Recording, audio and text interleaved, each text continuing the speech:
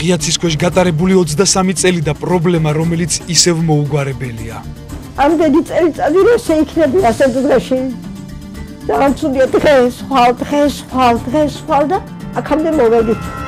ყველასგან მივიწყებული ათასობით დაზარალებული, რომელიც სააკაშვილის მთავრობას მხოლოდ არჩევნების წინ ახსენდებოდა. ჩვენ მაშინ ვერ მივხვდით, რომ ეს იყო ეგრეთ წოდებული პიარისთვის გაკეთებული წინასაარჩევნო ტრიუკი.